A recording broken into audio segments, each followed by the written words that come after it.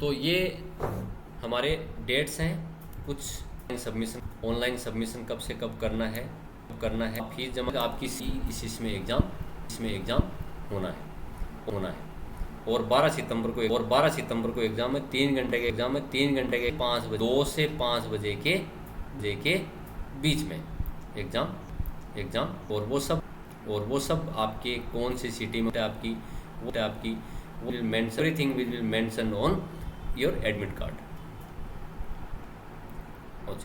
Site, इसी site पे जाके आपको अप्लाई करना है। क्योंकि आज क्या हो रहा है, बहुत फ्रॉड है, मिलती जुलती बहुत सारी वेबसाइट है। कुछ दिनों पहले एक फ्रॉड हुआ था जिसमें रिक्रूटमेंट के नाम पर एक फर्जी वेबसाइट बना के फर्जी विज्ञापन जारी करके लोगों से मतलब कुछ 1000-1500 रुपये इकट्ठे कर लिए थे और बाद में उसकी शिकायत हुई थी, तब वो पकड़ में आए थे। तो इसलिए website, this is the only website NEET.NTA.in पे ही आप जाकर अप्लाई करें। इससे मिलती जुलती कोई साइट हो, कन्फ्यूज़न में नहीं हो, कोई दिक्कत हो तो मेरे से या आपके कोई भी जानकार हैं उनसे आप पूछ। इसके लिए आपकी और आपके पेरेंट्स की मेल आईडी और मोबाइल नंबर आप यूज़ कर सकते हैं। और एप्लीकेशन फॉर्म फिल करें तो उसके बाद में सिस्टम जनरेट करता है एक एप्लीकेशन नंबर, और अपनी पीडीएफ भी आप सेव करके रखें। इस अपलोडिंग के टाइम में पासपोर्ट साइज फोटोग्राफ जिसकी 200 KB से 200 KB में होना चाहिए। ये साइज़ बहुत स्पेसिफिक है। आपको अगर काम करना था आप घर पे भरिए, नहीं तो साइबर कैफे में अगर आप भरवा रहे हैं बहुत केयरफुली भरिए, क्योंकि ये लोग बहुत गलतियां करते हैं, इतना गलत भरते हैं जिसकी कोई हद नहीं है। इसके अलावा पास कार्ड साइज फोटोग्राफ, एक और फोटोग्राफ चाहिए जो ये 10 से 200 KB के बीच में होती है। सिग्नेचर आपका 4 KB से 3 KB 30 KB के बीच में होना चाहिए। लेफ्ट हैंड थंब का इम्प्रेशन, अंगूठा आपके लेफ्ट हैंड का, जिसकी 10 KB से 200 KB के बीच में साइज़ होनी चाहिए। का पास 10th का पास सर्टिफिकेट होना चाहिए, स्कैंड कॉपी PDF फाइल में। अभी तक जितनी बात करते थे सब JPG फाइल में, और ये वाली क्लास 10th वाली जो है वो PDF फाइल 50 से 300 KB के बीच में होनी चाहिए। अगर जनरल के अलावा बाकी अगर EWS है, OBC है, SC ST है तो उसकी कैटेगरी का सर्टिफिकेट अपलोड करना है, जो 50 से होना चाहिए, 50 से 300 KB के बीच में। और अगर फिजिकली हैंडीकैप्ड अगर है तो उसका भी PDF कॉपी लगेगी। सिटीजन सर्टिफिकेट एम्बेसी, ये आपके लिए काम की चीज़ नहीं है, क्योंकि ये बाहर वालों की, जो विदेश से कोई अगर आता है उसके लिए हम भी ऑल आर नॉट रिक्वायर्ड। तो इतनी सारी चीज़ें आपको चाहिए। ये PDF मैंने आपके साथ शेयर कर रखी है, उसमें आप देख सकते हैं। फिर आपको फोटोग्राफ में 80% आपका फेस कवरेज आना चाहिए, clearly visible on white background नहीं हो तो कोई दिक्कत नहीं है, बट फेस आपका एटलीस्ट यहाँ तक आपकी साइज़ आपकी फ़ोटो की आनी चाहिए, ताकि कोई दिक्कत नहीं है। इसके बाद में आप बहुत सारे तरीके हैं। किसी भी पेमेंट गेटवे से आप जाके कर सकते हैं, debit, credit, UPI, net banking, UPI wallet, और उसका भी जो फीस आप कर रहे हैं उसका एक PDF कॉपी PC में या अपने मेल पे सेव करके रख लीजिए, उसका प्रिंट आउट भी लेके रख लीजिए। इतना काम आपको करना है। बाकी कुछ डिटेल आपको चाहिए तो इसमें देख सकते हैं, नहीं मेरे से पूछ सकते हैं आप। ओके, अब NTA के बारे में इंफॉर्मेशन दे रखी है कि क्या क्या NTA है, कब से करवा रहा है, क्या ये सेफ्टी मेजर्स यूज़ करता है कोरोना के टाइम में। NEET UG का थोड़ा बहुत यहाँ दे रखा है कि क्या शुरू हुई थी, इसके थ्रू शुरू हुई थी, कौन सा कमीशन बना था। ये इसको आपको यहाँ जाने की ज़रूरत नहीं है, क्या रोल है NTA का। और बहुत सारी कुछ मिनिस्ट्री की, डिपार्टमेंट की यहाँ पे मेल ID भी दी हुई है, उनकी नहीं अभी, वो बाद की बात के टाइम में बात है, एडमिशन के टाइम में। एग्जामिनेशन स्कीम जो है ये एक्चुअली सिलेबस जो है यहाँ पर इस वेबसाइट में जब अभी ओपन नहीं होती है। I don't know why. देखो अभी मैं खोल रहा हूँ, अगर ओपन हो जाए तो बहुत अच्छी बात है। इसमें आगे असाइन, तो मैं सिलेबस जैसे ही आता है यहाँ से मैं आपको डाउनलोड करके भेज दूँगा। इससे नीट के बारे में पूरी इन्फॉर्मेशन यहाँ पे है।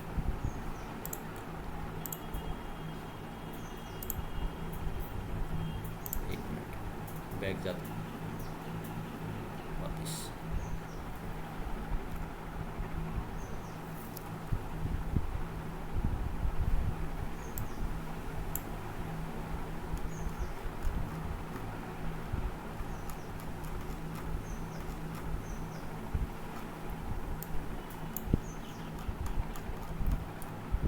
मेन जो चीज़ है वो बात, उस पर बात अपन कर लेते हैं।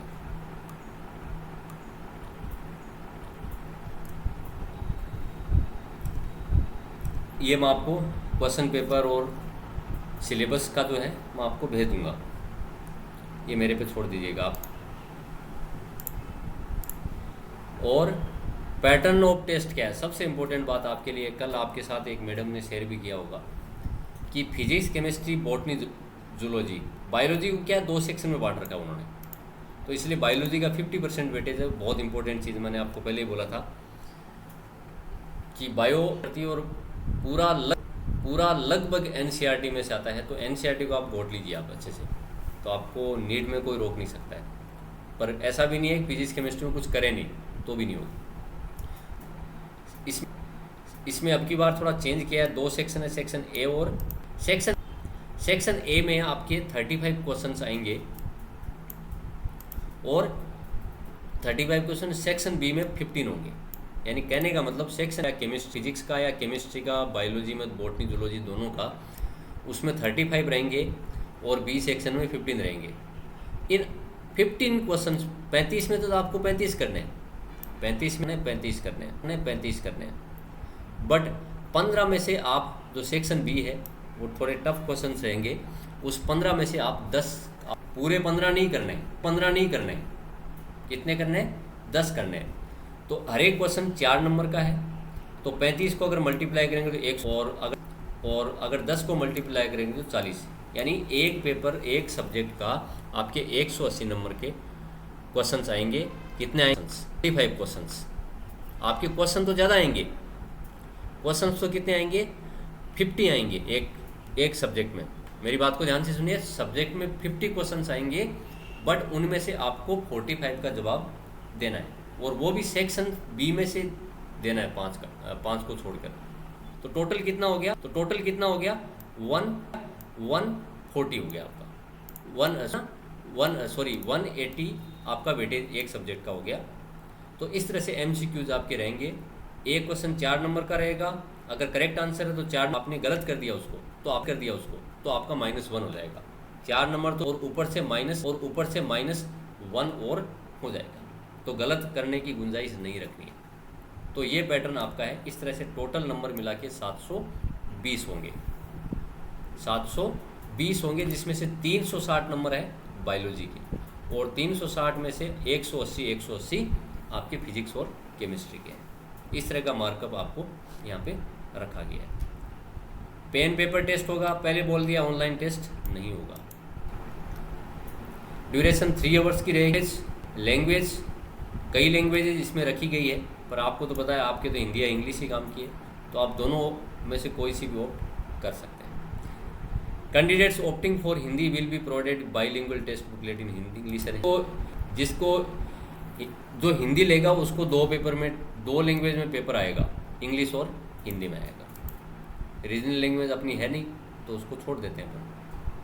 ये वाला पैटर्न है। सिटीज़ वगैरह बाद में डिक्लेयर होंगी, और बाकी बात की बातें जो है वो क्वालिफिकेशंस की हैं, अपन बाद में कर लेंगे। डेट ऑफ बर्थ जो कैलकुलेशन होगा उसके लिए 31 दिसंबर उस साल की जैसे की गई है, जैसे 31 दिसंबर 2021 तक उसकी डेट का कैलकुलेशन होगा, ठीक है। और कोई भी बच्चा 31 दिसंबर 2004 जो है बोर्न ऑन और बिफोर, उसके बाद का कोई भी कैंडिडेट अगर है तो उसका एडमिशन या उसका फॉर्म एक्सेप्ट नहीं हो पाएगा। यानी 17 साल मिनिमम एज रखी गई है और 25 साल हाईएस्ट एज है, ठीक है। ये बात हो गई। काम की बात, इतनी काम की बातें आपकी मैंने साथ कर ली, और बातें मैं सिलेबस वगैरह आपको बाद में भेजता हूँ, ठीक है बेटा। कोई किसी को कुछ पूछना है क्या? यस, ओके, ठीक है, थैंक यू।